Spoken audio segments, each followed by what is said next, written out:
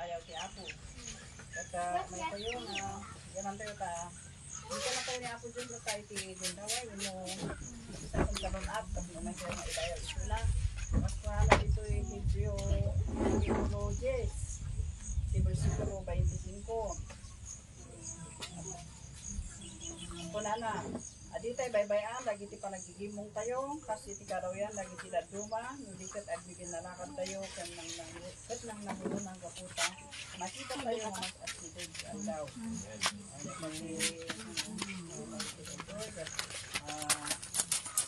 sapat nga aramidan tayo no di agdayaw kan adyaman gamo itin pag nakala tayo dala tumakdan tayo makapsat ang ganda tayo ng panandayo.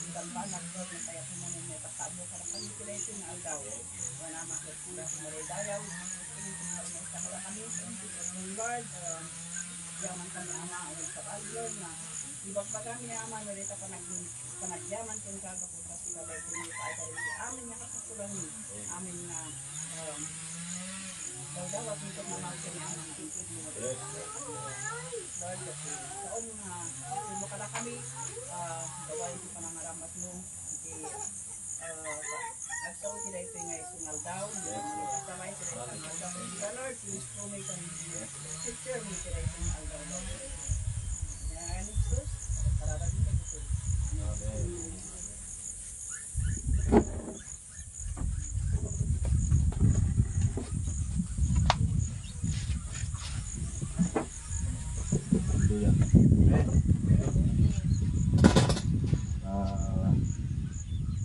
Ito yung order mo nga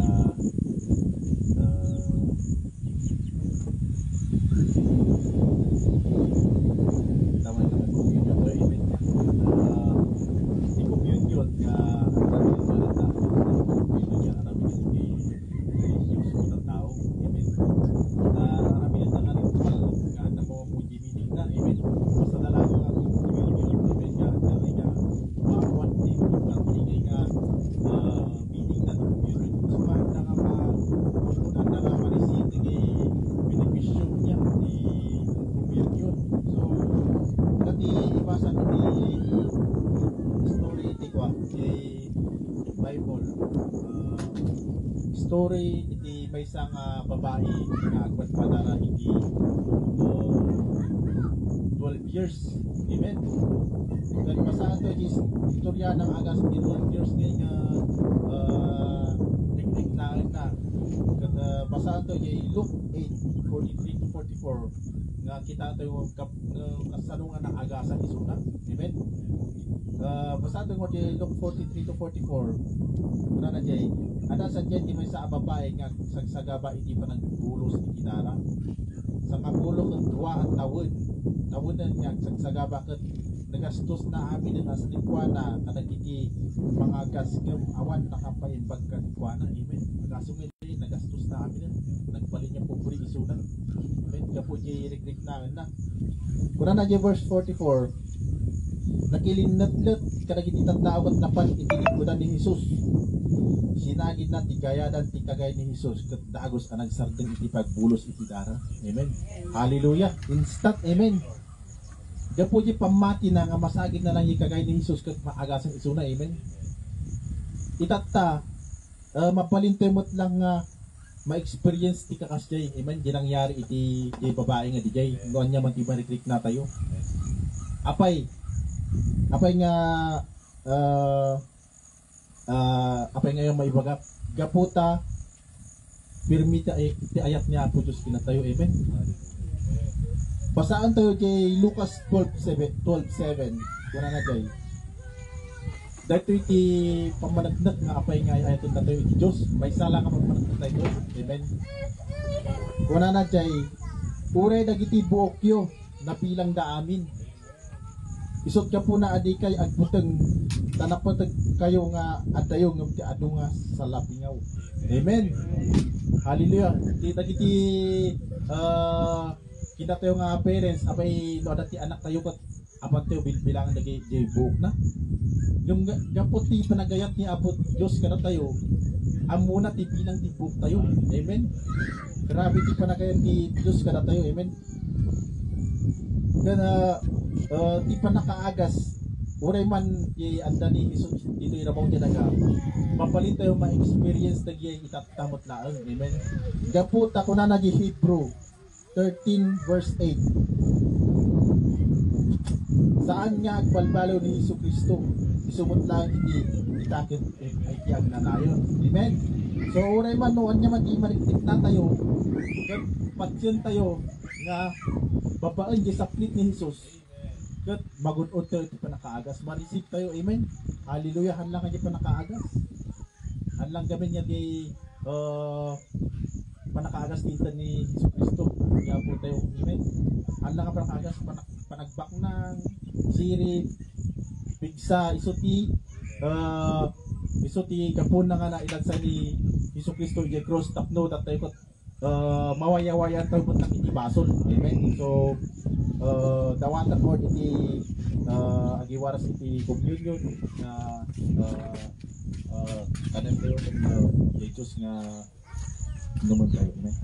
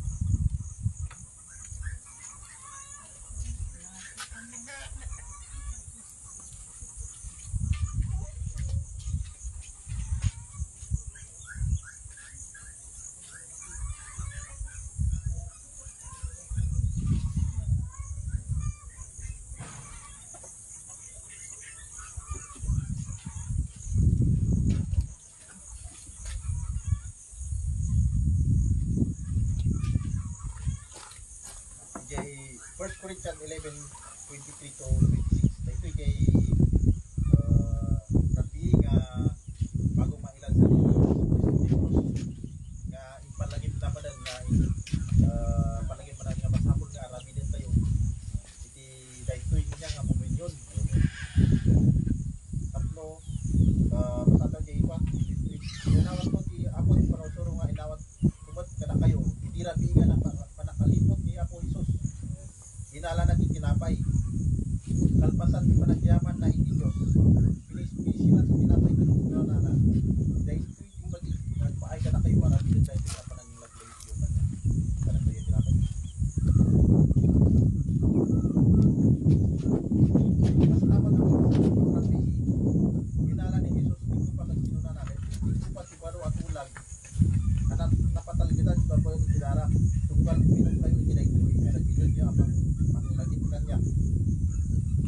Kaya ipapandanan na rin ito. Tunggal mahal kayo. Tinapay ko. Thank you ako pa. Pakamu yung ipapanin niya ako.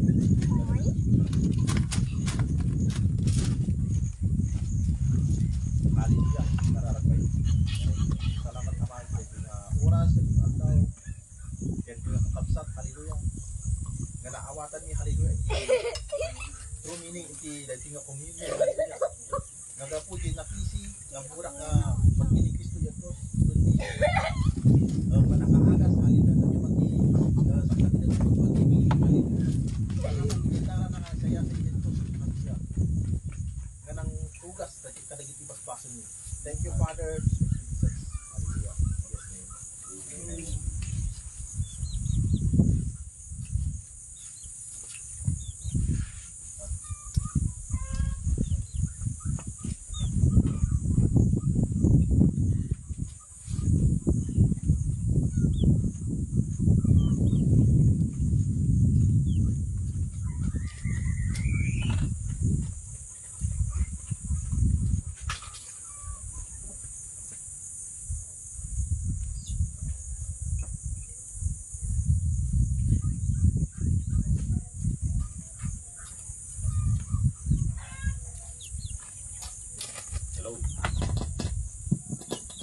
Hello. Good morning. Good morning sa inyong lahat. Good morning din sa kasama natin sa live video. Good morning po sa lahat ng nanonood. Amen. Praise God. So, let's pray for a while. Lord, salamat Panginoon sa araw na ito, Panginoon. Thank you, Lord, na kami muli, Panginoon, magbubulay-bulay, Lord, sa inyong mga salita, Panginoon. Thank you sa Holy Spirit na binuksan na niya ang aming understanding, Lord, para tanggapin po ang inyong salita ngayong araw na. In Jesus' name, Amen. So, gusto ko lang balikan yung preaching ko nung nakaraan, no? Pinag-aralan natin doon yung sa Romans 5, kung saan nakita natin kung ano tayo dati kay Adan at kung ano tayo ngayon dahil kay Christ. Amen. So, tayo po ay meron tayong katawan. Ito po, meron po tayong katawan, kaluluwa at espiritu. So, bago natin tinanggap si Jesucristo sa buhay natin, ang meron lang sa atin ay ang katawan at ang kaluluwa. So, ang katawan na ito yung nakikita natin, di ba? Ng yung mga mata sa isang tao. Ang kaluluwa o yung soul na sinasabi, yun ay yung emosyon nila, damdamin, katalinuhan, mind, and conscience. So yun yung tayo nung wala pa kay Kristo. Pero nung tinanggap nyo natin si Kristo sa ating buhay, ay naipanganak muli ang ating Espiritu. Amen. Binigay niya ang kanyang Espiritu Santo sa atin. Ang Espiritu Santo ay nananahan sa atin. Ito na yung Holy Spirit. Itong pangatlo. So ito, dito sa figure na to, ito so yung sabi sa 2 Corinthians 5:17, kahit kung nakipag-isa na kay Kristo ang isang tao, isa na siyang bagong nilalang, wala nang dati niyang pagkatao sa halip. Ito'y napalitan ng bago. Amen. Nung bago akong believer, ito yung una kong natutunan the verse kasi nga sumaga ko dati sa discipleship. Isa ito sa mga pinamemorize nila. At ito'y tutuwa sa akin kasi alam ko na may nabago na sa aking mga pag-uugali. May something na nagbago kaya totoo. Pero yung mga dati kong ginagawa, hindi ko na nagagawa. Talagang totoo yung verse na to.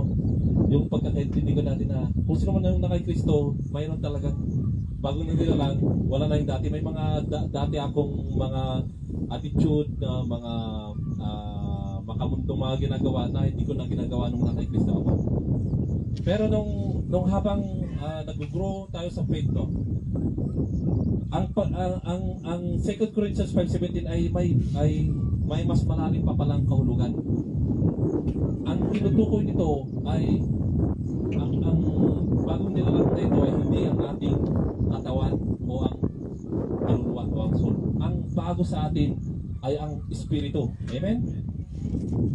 To which is born of the flesh is flesh, and the spirit is spirit. Yung mga pinanganak sa laman, yan naman, hindi yun, yung physical. At pinanganak tayo sa magulang natin ng physical. At, thank you Lord. Pinanganak sa physical. Pero, nung nakilala natin si Kristo, tinanggap natin siya, ipinanganak tayo sa spirit. Yung sinabi ni Jesus sa 1 John 3:6 na, that which we are born of the spirit is spirit. So, kaya yun yung lumabas yung term na born again, kaya na ipanganak muli. Tinanong ni Nicodemus, paano may papanganak muli? Pabalik ba ulit ako sa sinapupunan ng aking ina? Tapos lalabas ulit ako. Kasi that time, siyempre wala pang revelation of the Holy Spirit. Pero nireveal na sa atin through the Holy Spirit na ang naipanganak muli ay ang ating espiritu. Kaya tayong lahat ay mga anak na ng Diyos. Amen? Kasi ito na yung bago nating kakakilanlan. Ito yung diniscuss ko na rin dati na mayroon na tayong bagong identity o kakakilanlan. Hindi na tayo na-define ng ating physical na katawan o kaya yung kaluluwa. Hindi na, yan, civilize, yan, yung bingi, yun yung may sikit, may cancer. O kaya hindi na tayo na di-define sa soul o sabi yan yung may sira sa pag-iisip o yan yung matalino. So ang identity na natin ay itong spirit. Tayo ng lahat ay mga anak ng Diyos. Amen. So ito yung identity natin ngayon. Hallelujah. So kaya diniscuss ko din yung in Christ. So pag nagbabasa tayo ng Bible, meron tayong nababasa doon na tayong lahat ay mga banal na, tayong lahat ay mga matuwid na, tayong lahat ay napagaling na. Lahat ng mga magagandang nasa Bible, ito sa English ito, new creation, hidden in God, loved by God, citizens of heaven, adopted, marked by God's power, in Christ dahil kay Kristo. Bakit? Dahil nga anak na tayo ng Diyos. So yung nababasa natin sa Bible na about holy, blameless, walang kapintasan, perfect, ito yung Holy Spirit na nananahan sa atin. Yan yung bagong tayo. Ngayon, paano natin mailalabas yun? Paano makikita ng tao sa ating mga paligid? Yun yung sinasabi sa Romans 2 na renewing of the mind o kaya baguhin ang pag-iisip. Kung ano ang sinasabi ng Diyos tungkol sa iyo, kailangan mo nang baguhin ang isipan natin. Ito, magpo-flow na siya dito sa ating soul at saka lalabas na sa ating katawan. Amen? So yung buhay. So ito pala mataba siya, di ba? Nung na-born again siya, mataba pa rin naman siya, walang nagbago, di ba? Parang tayo. Nung tinanggap natin si Kristo na mataba ka pa rin. Walang pagbabago yan. Tapos kaya tinanggap mo si Kristo na bobo ka sa English o kaya sa math. Pag tinanggap mo si Kristo, bobo ka pa rin sa English at sa math. Walang nagbago din sa kaluluwa mo. Ang nagbago talaga ang espiritu. Ginawa ka niyang bago sa espiritu. Naging may espiritu ka na. Kaya ang identity mo na isa ka ng anak ng Diyos. At to follow na lang yung mga at tatalino ka na at lahat ng mga benefits sa pagiging anak ng Diyos ay makakamtan mo. Amen? Kaya yung buhay, kaya itong espiritu natin, yun na yung nakikipag-communicate sa Diyos. ang ating physical at saka kaluluwa, hindi niya kayang makipag-communicate sa Diyos. Tayong lahat na born in the Spirit, na naipanganak sa Espiritu, ang may communication lang sa Panginoon. I believe na lahat tayo dito ay anak na ng Diyos. Amen? Kasi pag hindi kayo anak ng Diyos, hindi kayo pupunta dito. Kasi hindi talaga maintindihan ng mundo ang pagiging anak ng Diyos. Kasi nga, pag na-born again ka lang, tsaka mo lang talaga maintindihan kung ano yung sinasabi ng Bible. Amen? So, praise God, kasi we are all the sons of God when we receive Christ sa ating buhay. Kaya,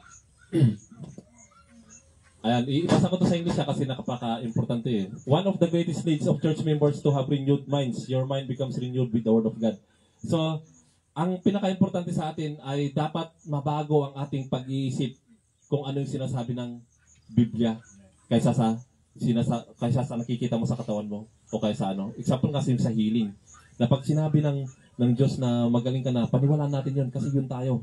At kapag yun yung pinapaniwalaan natin, talagang yung buhay na yun ay mula sa Espiritu, palabas na siya.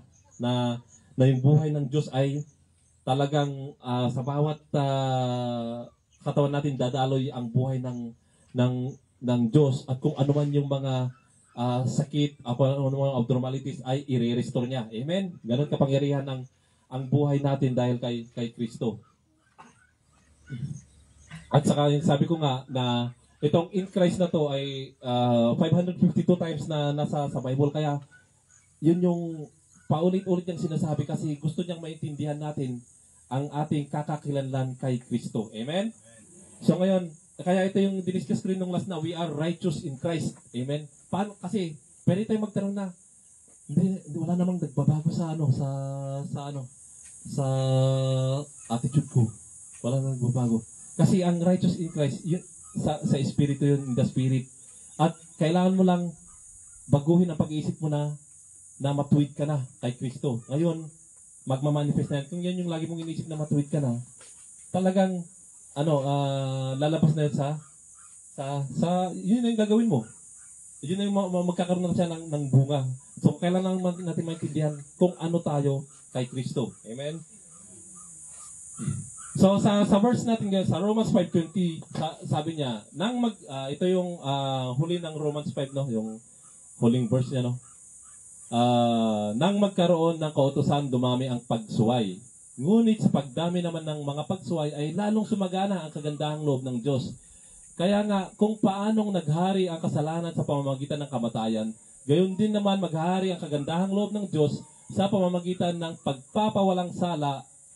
Ito'y nagdudulot ng buhay na walang hanggan sa pamamagitan ng ating Panginoong Jesucristo. Amen. So, ulitin ko. Tingnan niyo yung ngayon, ito yung after ng yung identity natin kay Kristo na isa na tayong matuwid. Ito yung sabi ni Paul sa Romans 5:20 na ngunit sa pagdami naman ng pagsuway. Kasi kahit na born again tayo, no, may mga time pa rin na gumagawa tayo ng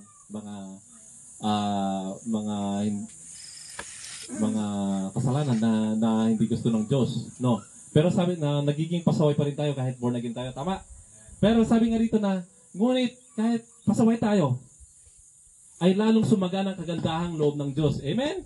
So yung kahit pasaway tayo, yung kagandahang loob ng Diyos mas kaya yung forgiveness natin past, present and future, kasi there are times that we will na matutumba tayo or matitisod sa kasalanan, pero babangon pa rin tayo. We will go back to our identity. Kaya kaya dito sa verse na to, inulit yung ay lalong sumagana ang kagandahang loob ng Diyos. Doon din sa dito rin sa gawin din naman magharing kagandahang loob. So inulit pa talaga na ang kagandahang, despite sa mga kasalanan natin, talagang ang kagandahang loob ng Diyos ay masagana. Kaya ito ang tanong ng marami. So, o kaya isipin na rin, so ibig sabihin, ngayon, pwede na akong magkasala. Kasi nga, di balik, napapatawad naman ako ng Diyos eh. Kahit nung unang panahon hanggang ngayon, ganun din pa rin yung mga tanong ng mga isipan ng tao na, uy, imposible nangyari yan. Ibig sabihin, binibigyan nyo na lisensya ang isang mananampalataya na magkasala kasi di bali napatawad naman na di ba? Ganun din yung mga isipin natin. Pero sinagot ni Paul yan sa susunod na verse sa Romans 6, no. Ito sabi niya sa next verse. Ano ngayon ang sasabihin natin? Question mark. Patuloy ba tayong magkakasala upang sumagana sa atin ang kagandahang loob ng Diyos?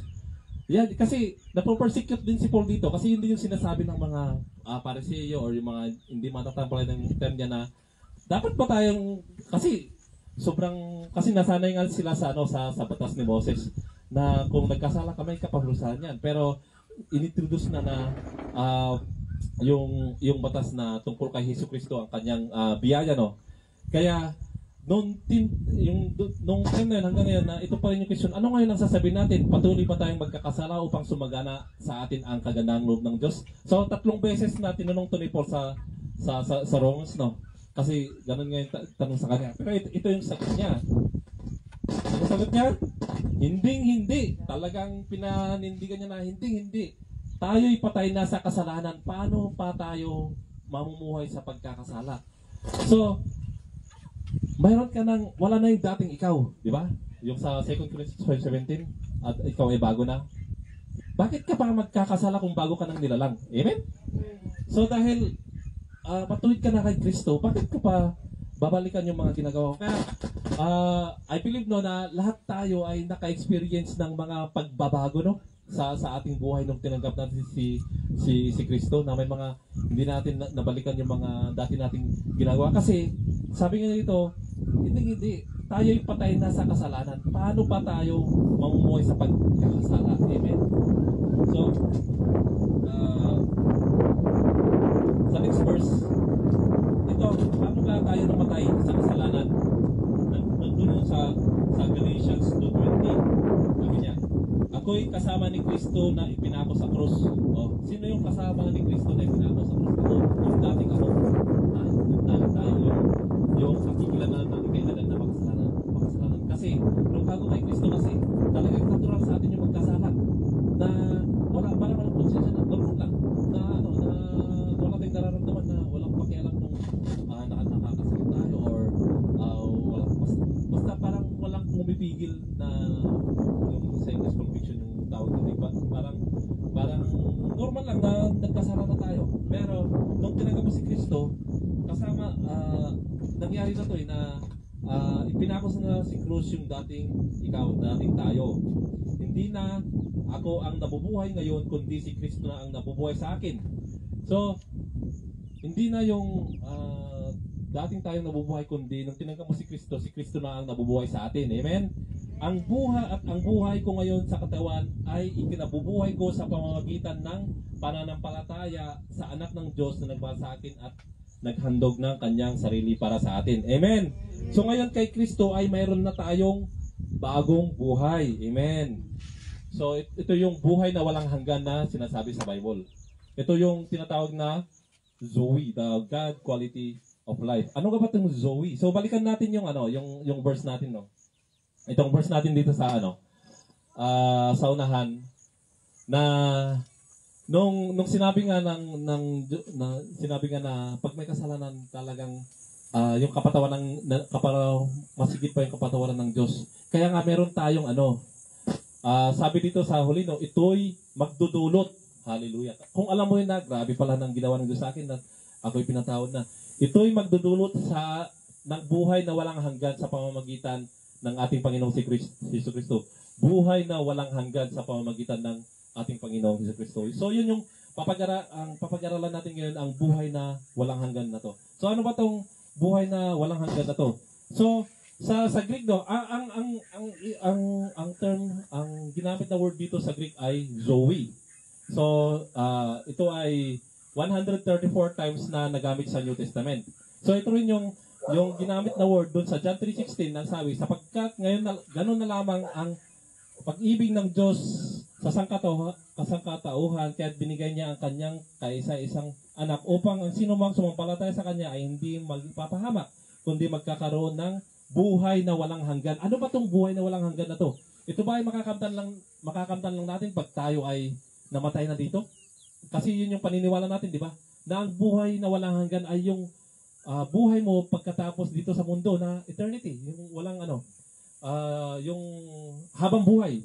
So itong itong buhay na walang hanggan ba ay may experience lang natin kapag tayo yung namatay na. So ngayon ay papag-aralan natin 'to. So doon nga sa sa yung buhay nga doon sa Biblia ay merong tatlo na may translation. So sa teksto kasi ng Griego, ang buhay ay ang buhay doon ay may tatlong kahulugan. Ngunit nung translate na sa English o sa ibang translation, parang yung buhay na yun ay parang iisa lang yung term na ginamit. So tignan natin So tignan natin yung itong tatlong buhay na to, itong bios, suki at zoe. So ang bios, ang tinutukoy niya ay itong buhay na physical na katawan. So itong katawan natin, bios, ito yung lahat ng buhay ng buhay ng mga animals, ng mga plants. Kaya doon kinuha yung biology na term kasi pag-aaral to sa buhay. So ito yung physical na buhay. So yung suki naman, ito yung tumutukoy sa kaluluwa. So ang kaluluwa at espiritu ay magkaiba. Minsan kasi napag-iisa natin yung kaluluwa at espiritu, pero magkaiba po siya. Ang kaluluwa ay tumutukoy sa damdamin ng isip at kalooban ng isang tao. So yung Zoe ay eternal. So nung nakilala natin si Kristo, tinanggap natin siya. Ito yung Zoe na ibinigay sa atin. So para maintindihan natin to, sa Lucas 8:14, may binanggit dito yung buhay, no? Ang nahasik naman, ito yung parable niya about sa magsasaka na naghahasik ng buto, no? Ang mga nahasik naman sa may matinik na damuhan ay ang mga nakinig sa salita ng Diyos, ngunit nang tumagal, nadaig sila ng mga alalahanin sa buhay at pagkahumaling sa kayamanan at kalayuan. Dahil dito, hindi nahinog ang kanilang mga bunga. So pag ninyo yung buhay, dito ang tinutukoy niya yung mga alalahanin, yung mga kalayawan, about physical, pangangailangan ng physical na buhay. So dito naman sa Matthew 16:25, ang sabi niya, mayroon ding buhay na tinanong dito, ang naghahangad na magligtas ng kanyang buhay ay mawawalan nito. Ngunit ang mawalan ng kanyang buhay alang-alang sa akin ay makakamit dito. So ang buhay na tinutukoy niya dito ay ang kaluluwa. So iba siya sa espiritu. So ito yung suki, yung damdamin, pag-iisip. So 100 times siyang nasa New Testament. At ang huli nga, ang Zoe, ang isang verse na example nito ay sa John 10:10, dumating ang magnanakaw para lang magnakaw, pumatay at manira. Dumating ako upang ang tupay magkaroon ng buhay na masaganang lubos. So yun yung buhay na ibinigay ng Diyos sa atin dahil kay Kristo. Amen. So yun ito yung buhay natin ngayon bilang mananampalataya sa Diyos. Ito pa ang isang yung buhay na So pagpapansin niyo lahat naman sila ay binanggit ay buhay, buhay naman. Talagang iisa ang Pero sa Griego kasi talagang talagang may ibang term para hindi malito din yung nagbabasa, may ibang term talaga na na ginamit sa buhay para ma-distinguish yung buhay sa physical, buhay sa mental, sa kaluluwa at sa ang tunay na buhay na walang hanggan, which is yun yung buhay na ibinigay sa atin ng ating Panginoon. So sabi sa 1 John 5:11, at ito ang patutuo, ipinagkaloob sa atin ng Diyos ang buhay na walang hanggan. Amen. Ito yung regalo ito dahil kay Kristo, ipinagkaloob na kailangan mong tanggapin. Hallelujah. Ito ay makakamtan natin sa pamamagitan ng kanyang anak, sa pamamagitan ni Kristo. Kung ang anak ng Diyos ay nasa inyo, nasa isang tao, mayroon siyang buhay na walang hanggan. Amen. Yun yung Zoe. Ngunit kung wala sa kanyang ang anak ng Diyos, wala siyang buhay na walang hanggan. So, tayong lahat ng mga anak ng Diyos ay mayroon tayong buhay na walang hanggan. Amen. Thank you, Lord. So, ang ibig sabihin ng Zoe ay buhay na ganap. So, nakahulugan. Buhay na mayroon ang Diyos. Amen. Ang Zoe ay isang pangalan na tumutukoy sa uri at kalidad ng buhay na ibinibigay ng Diyos. So sa lahat ng tao ay merong bios na kasuki. Pero yung lahat lang ng tumanggap kay Kristo ang magkakaroon ng Zoe na buhay. So hindi lahat ng tao ay meron nito. Lahat lang ng tumanggap, lahat ng nanampalataya ay merong eternal life na to, itong Zoe life sa atin. So ano ba yung mangyayari sa ano? So ibasa ko dito. So ang Zoe ay nagsimula nung napakinggan mo ang magandang balita tungkol sa ginawa ni Jesucristo para sa iyo, na namatay siya para matawad ka sa lahat ng mga kasalanan mo, at nabuhay siya muli upang gawin kang matuwid sa harap ng Diyos. Nagsimula ito nung tinanggap mo si Jesucristo sa iyong buhay bilang Panginoon at tagapagligtas. Ito ay buhay na umaabot sa kawalang hanggan. Ito ay isang uri ng buhay na mararanasan lamang ng mga Kristiyano. Amen. So, ang buhay na walang hanggan, pag nagbabasa kayo ng Bible, ay hindi lang ito kapag namatay na kayo. Ang buhay na walang hanggan na ito ay nakamtan natin nung tinanggap natin si Yesu Cristo. Kaya sabi rin sa John 15 na nakatawid na tayo sa buhay mula sa kamatayan. So nagkaroon ng mula sa buhay ni Adan. Tumawid na tayo, nandito na ngayon sa buhay ni kay Kristo dahil sa tinanggap natin yung kaligtasan na yun. Sabi sa 1 John 3:14, nalaman ng lumipat na tayo sa buhay mula sa kamatayan sapagkat inibig natin ang ating mga kapatid at hindi umibig na natin sa kamatayan. So yung sabi niya natin na lumipat na tayo mula sa buhay mula sa kamatayan. Amen. So, yung Zoe na ito ay mai-release natin yung buhay na walang hanggan na ito ay mai-release natin sa pamamagitan ng pag-renew natin ng ating isipan. Kasi ma-enjoy lang natin kung ano yung mga benefits, yung sabi nga ni brother kanina, na natanggap na natin lahat ng mga benefits ng dahil sa ginawa ni Kristo, no? So, ma-receive lang natin yun pag naintindihan natin. Kasi maraming mga Christians ngayon na nakapatiran natin na hindi pa rin naintindihan ang magandang balita. Pero kapag naintindihan talaga natin yung magandang balita kung ano tayo kay Kristo, ay may enjoy natin ang ating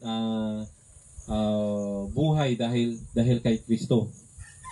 So, ang sinabi dito na ano ba tong sa Matthew, Mark, Luke, Indiana, yung sinabi yung sa color na kailangan itakwil ang sarili at sumunod sa akin.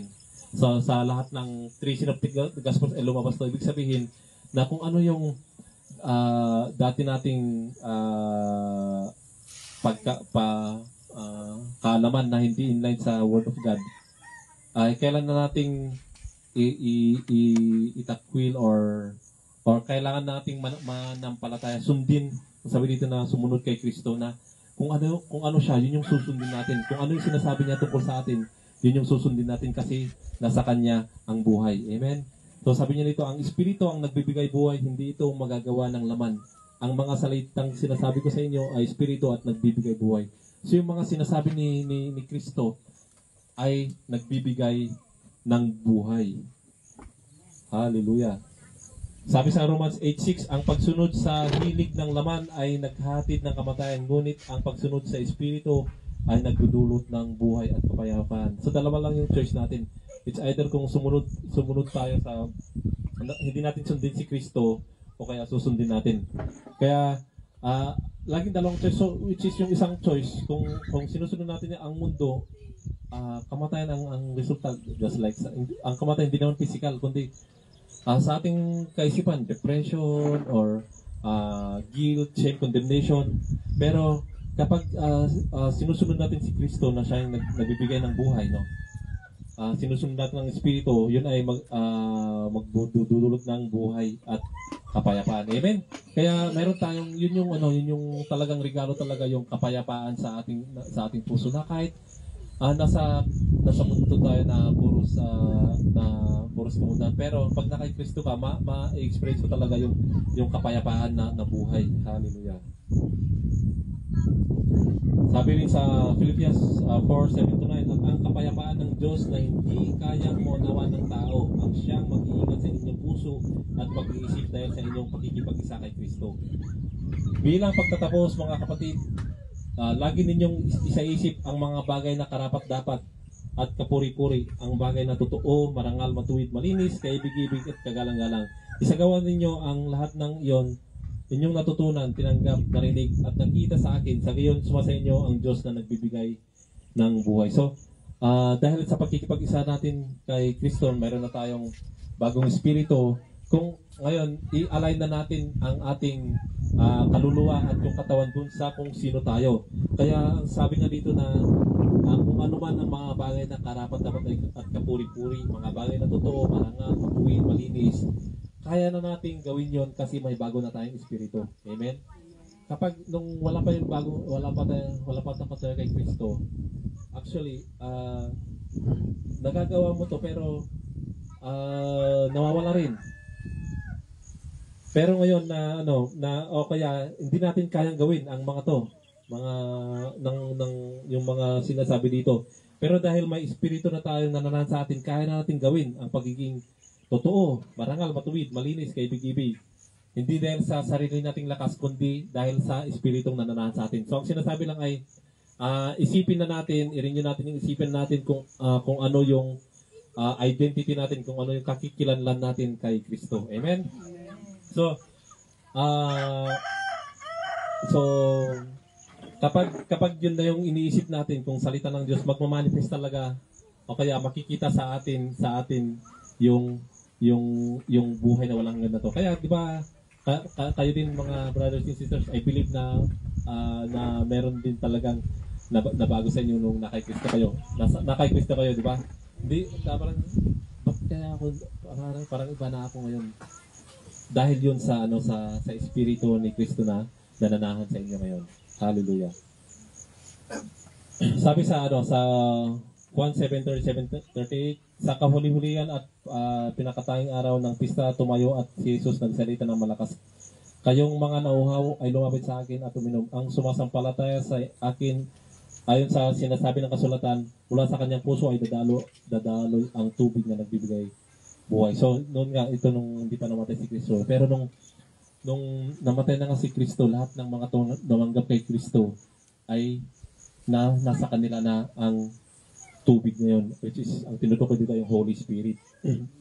So, ang kanyang buhay ay isang ilog sa atin. Kapag tayo ay ginawang bago sa pamamagitan ni Kristo at inilagay ng Diyos ang kanyang espiritu buhay sa atin, mayroon tayong ilog ng buhay na dumadaloy mula sa ating espiritu, na kaisa ng bawat aspeto ng ating pagkatao, kabilang na ang ating mga physical na katawan at ating mga damdamin, ating mga inisip. Ito yung sinasabi ko mga kapatid, kaya sinabi rin sa Bible verse, no?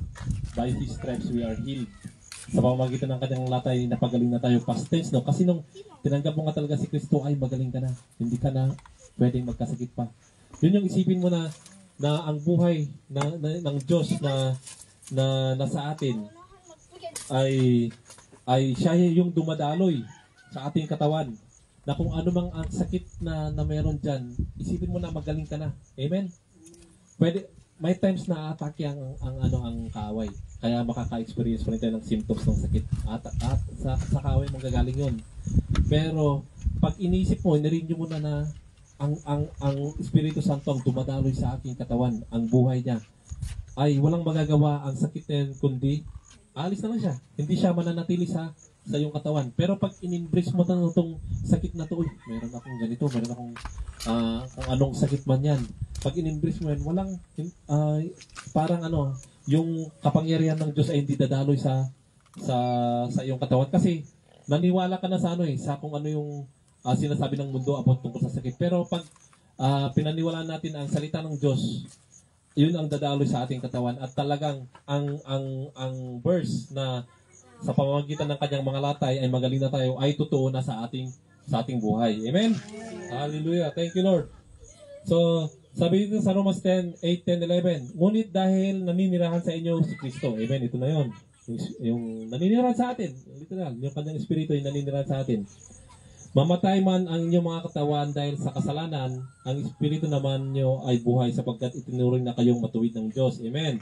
Kung naninirahan sa inyo ang espiritu ng Diyos na siyang muling bumuhay kay Jesucristo, siya ang muling bubuhay sa inyong mga katawang may kamatayan sa pamamagitan din ng kanyang espiritong nanirahan sa inyo.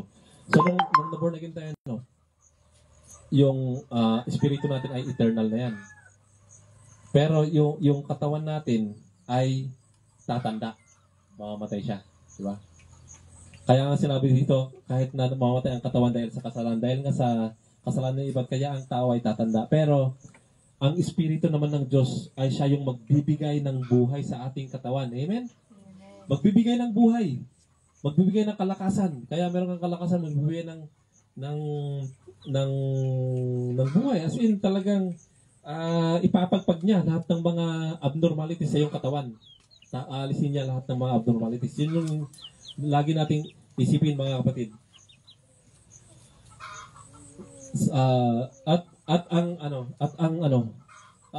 Kapag inisip natin, hindi lang ang katawan natin ang mabibenepisyohan ng dahil sa salita ng Diyos, kundi pati yung mga tao sa paligid natin. May bunga ang espiritu na to, ang Espiritu Santo. Ano yung mga bunga na yun? So, sabi sa Galatians 5:22-23, subalit ang bunga ng Espiritu ay pag-ibig, kagalakan, kapayapaan, pagtsatsaga, kabaitan, kabutihan, katapatan, kahinahunan at pagpipigil sa sarili. Walang batas laban sa mga ito. Mga kapatid, dahil nasa inyo na ang Espiritu ni Kristo, ay meron na kayong mga bunga ng Espiritu na to. Hindi lang natin alam. Pero meron na talaga tayong bunga. Pag-ibig, meron tayong pag-ibig, kagalakan, kapayapaan. Yun yung bunga. So, kailangan lang natin, kuwan pala ako, mahinahon pala ako.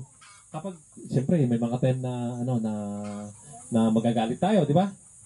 Pero hindi yun yung magde-define sa atin. Kailangan natin bumalik sa salita ng Diyos na ako pala ay may kahinahunan. Ako pala ay may pagpipigil sa sarili. Ako pala ay mapagmahal. Bumalik tayo kung ano tayo kay Kristo. Hindi natin tanggapin kung ano yung sinasabi ng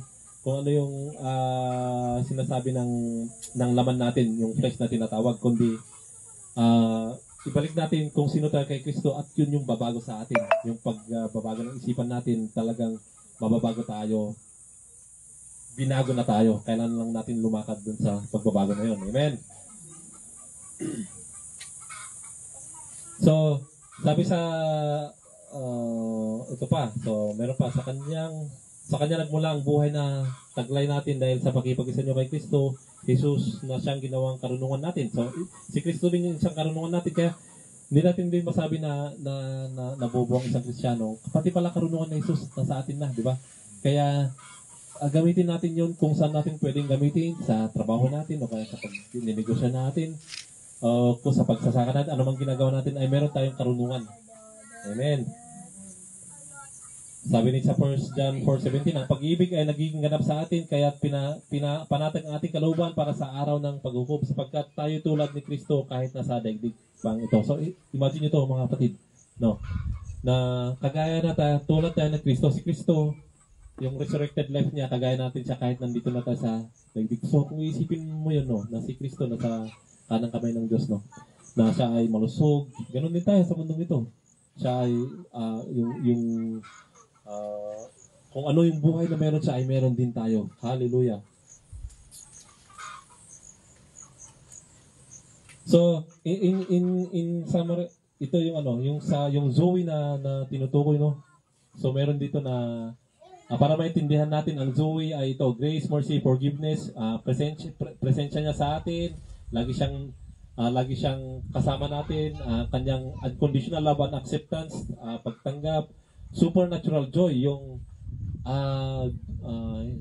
happiness, iba kasi yung happiness at saka joy. Pag binigyan ka ng sasakyan, masaya ka, di ba? Pero kinabukasan, no, nawala na yung saya na yun. Pero yung joy kasi na to, ito talaga yung ano man yung sitwasyon mo sa buhay, no? Ano man sitwasyon mo sa buhay, may kagalakan ka. Amen? Yun yung joy, supernatural, hindi siya natural, supernatural na nakukuha lang natin yun kung meron tayong Kristo sa ating buhay. Tapos ito, sure hope of eternal life. So, ito na yung lahat tayong mananampalataya kay Kristo, hindi na issue kung saan tayo pupunta. Kasi alam natin na pag wala na tayo sa mundo, siguradong sa presensya niya tayo. Amen? Hindi na tayo pupunta dun sa kabila. So, yun yung sure hope na sinasabi na alam natin na sa heaven tayo someday. Amen? So, peace in every situation, wisdom, guidance, direction, kalakasan, purpose. Walang makakakuha dun sa atin. Sinabi nga sa na no one can take this love of God from us. Kahit ano pa man yan. So, So, sabi sa English, no, this Zoe life is not dependent on what I have or I don't have. So, itong Zoe na ito ay hindi ito nakadepende kung meron ka, kung salat ka man o meron. Hindi ito nakadepende sa circumstance mo sa buhay. O kaya kung ano man, yung mga trabaho mo or mga achievements mo, hindi yun nakadepende. Whatever my life is, I can still enjoy the Zoe life which is beyond beyond and above. Amen. So, ma-enjoy natin yung buhay na walang hanggan na to kahit anong sitwasyon natin sa buhay. Amen. Dahil, bakit? Kasi meron tayong Kristo sa atin. Hallelujah. Sinabi rin ni Jesus, at sinabi niya sa kanilang lahat, mag-ingat kayo sa lahat ng uri ng kasikuman sapagkat ang buhay ng tao ay wala sa dami ng kanyang kayamanan. Si Jesus mismo ang nagsabi nito na ang buhay ng tao ay wala sa dami ng kayamanan o sa dami ng properties. Tingnan mo sa social media ngayon, no? Daming mga nag-flex ng kanilang mga pera, kayamanan, properties. Akala, tapos tingnan natin, marangya, ang rangya ng mga buhay nila. Pero, mga kapatid, tayong lahat na nakay Kristo, ang tunay na buhay, ay sinabi nga ni Kristo ay wala sa dami ng kayamanan, kundi kung sino ang meron tayo, si Kristo. Amen? So, si Paul, no, natutunan niya to, no, sa kanyang sulat kung ano ang buhay na to, kung ano yung sikreto ng buhay na to. Sabi nga sa Philippians 4:11-13, hindi ko sinasabi ito dahil sa kayo'y pinaghahanapan ko ng tulong. Natutunan ko ng masiyahan. So ito yung background nito, ito yung binigyan si Paul ng mga mananampalataya sa lugar na yun ng maraming mga kaloob, pwedeng pera, mga pagkain. Pero ito yung sinabi niya, hindi ko sinasabi dahil sa kayo'y pinaghahanapan ko ng tulong, sabi niya nito. Natutunan ko ng masiyahan maging anuman ang aking kalagayan. Alam ko kung paano maghikahos at alam ko rin kung paano managana. Natutunan ko na ang sikreto kung paano masiyahan sa anumang kalagayan sa buhay. Ang mabusog o ang magutom, ang managana o ang maghirap, ang lahat ng ito'y magagawa ko sa lakas sa akin ni Kristo. So, si Paul, no, talagang may time talaga na saganang-sagana siya. Kahit nung wala siya kay Kristo, talagang pariseo siya, talagang sobrang yaman niya. At may time din sa kanyang missionary journeys na walang-wala siya. Kasi wala siyang makain, wala siyang damit. Kasi walang-wala. Pero, natututunan pala ang pagiging kontento, ang masiyan kung ano man ang kalagayan. So sabi, natututunan pala yan. At yan ang sikreto, natutunan niya ang sikreto kung paanong masiyahan, ano man ang kalagayan niya sa buhay. Mabusog man o magutom, at ang iyon lang ay ang dahil kay Kristo. Hallelujah. So, sabi naman dito, no, na yung priorities ni Paul, no, yung focus niya ay kay Christ. Even though na sinabi sa salita ng Diyos na gusto tayo prosper ni Lord talaga. One purpose, to be a blessing to many. God wants us to prosper financially. He has already blessed us with wisdom na maging pagpapala sa marami. Sabi dito sa 3 John 2:2 and 2 Corinthians 8:9, God will prosper us. Pero yung focus ni Paul kasi hindi sa possession, hindi sa mga area, kundi kay Kristo. Likewise, we should believe that it is the Lord's will to prosper us financially and receive that, but not to complain with ourselves in difficult situations. So God wants to prosper us, no? Gusto niya tayong ma-prosper financially, but ang sabi niya dito na kahit na hindi pa natin nakikita yung financial prosperity, yung pera na hindi pa natin nakikita kasi pwede natin sabihin na Lord, nakikita bless na sa lahat. Ang sinasabi, yes, God wants to prosper us. We need to renew that and bibigyan niya tayo ng way on how to prosper financially. But pag nandun na tayo sa sitwasyon na di ba natin nakikita yung mga financial prosperity, ganyan, difficult situations, na hindi tayo we will not complain. Alam niyo kung bakit? Kasi nasa inyo na talaga yung buhay. Amen?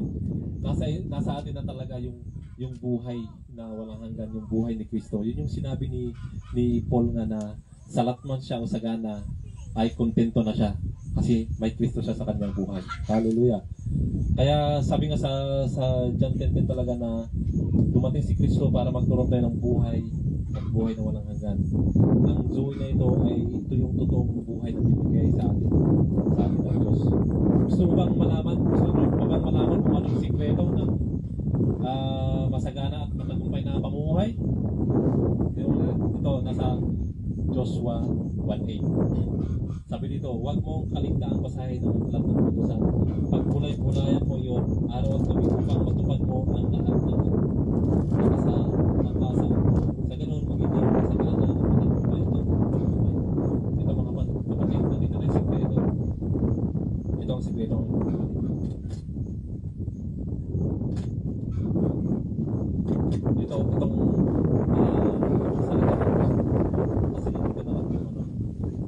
Itong sabi dito, pagbulay-bulayan natin araw at gabi.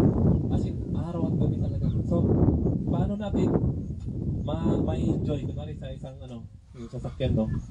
Paano natin, mayroon tayong binigay na sasakyan. Hindi natin alam. Pero paano natin ma-enjoy kung na-enjoy yung sasakyan na yan? Kailangan pag-aralan kung paano siya gamitin. Ganun din mga kapatid, no?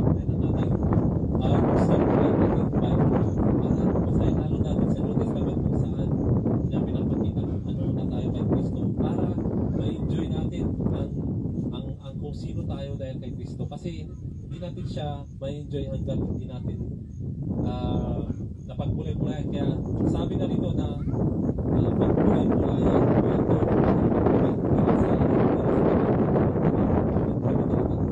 so this past months nga doon ko lang binuksan yung nagbasa ng Bible ulit kasi this past years na hindi ako may lang magbasa ng Bible, pero ang pagbabasa ng Bible mga kapatid pag pinagbulay-bulayan natin ang salita ng Panginoon, nandun nga talaga ang tunay na tagumpay sa buhay. At yun nga talaga yung tunay na buhay. Kasi mga kapatid, kung kilala nyo si Haring Solomon, no? Ang Haring Solomon na siya yung pinakamayaman na nabuhay sa mundo. Meron siyang 300 na asawa. Meron siyang 700 na kabit. 1,000 lahat ang kanyang partner, no? Pero ang dami niyang pera, ang dami niyang lahat-lahat, dami niyang properties. Pero sa at the end of, kung basa-basahin niyo yung Ecclesiastes, sabi niya, walang kwenta ang mga to. Walang kwenta. Walang kwenta. Parang sabi niya gano'n. Yung mga bagay-bagay. Na-realize niya na hindi pa rin siya na-satisfy dun sa naibigay ng rangya, ng pleasure ng mundo. Pero ang sabi sa last verse no na ang pinaka-importante talaga ay ang relasyon sa Diyos is to fear God. That time is fear God ang sabi ang term niya. Pero ngayong bagong tipan kasi, ang fear of God kasi is a worship. Yun yung relationship natin sa Panginoon. Amen? So may natutunan ba kayo ngayong Sunday na to? Hallelujah. Lord, maraming salamat Lord sa yung salita ngayong araw na to, Panginoon. Thank you Lord na you will give us the desire Lord to read our Bible, Panginoon. Nabasahin ang aming Biblia, Panginoon. At salamat Lord at ipapaintindi ninyo sa amin, Panginoon, ang aming mga babasahin sa Bible. In Jesus' name, Amen and Amen.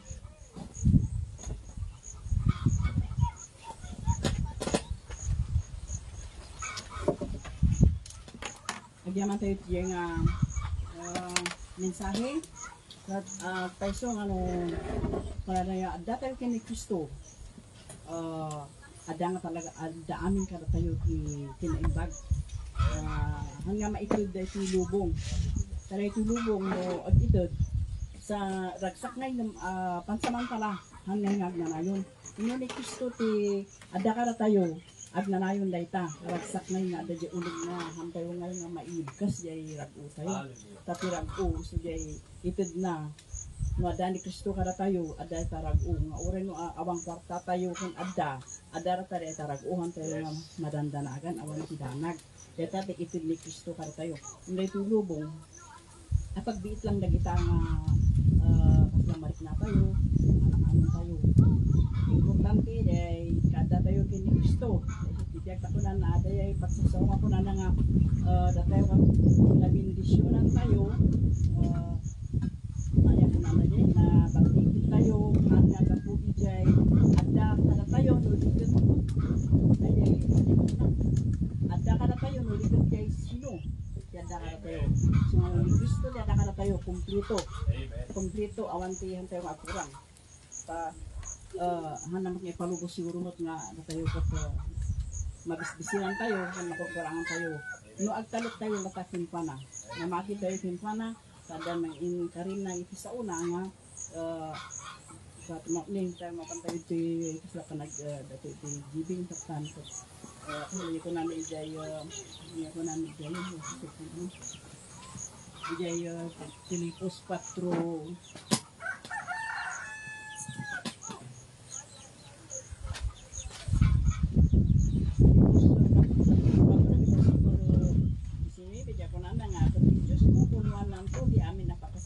nyo kas may nugot iti kinabaknang na iti dayaw kung Kristo Jesus ijay no ni Kristo talaga nga iti na amin di sabsakulan tayo no iti natibiyag nga nanayon imposible nga ana nga ito dagiti sabsakulan tayo iti dayto di biyak tayo sira iti daga iso nga ay tayo lang kami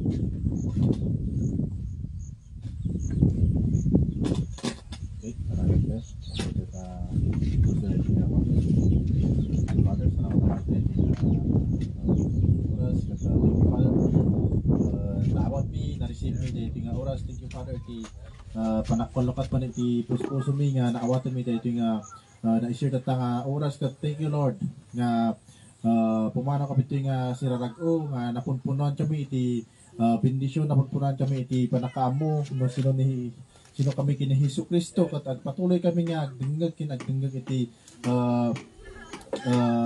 iti sasaon ni Kristo kat thank you Father nga nyaman ti pamparan mi iti dayti man nya sumurano nga al daw ka thank you Father iti panang iti protection hallelujah iti agbalin kami nga bendisyon iti anya man yung mapanan mo ito thank you Father hallelujah iti dayti nga oras iti na-receive mi manan nga fresh manna hallelujah thank you Lord in Jesus name amen.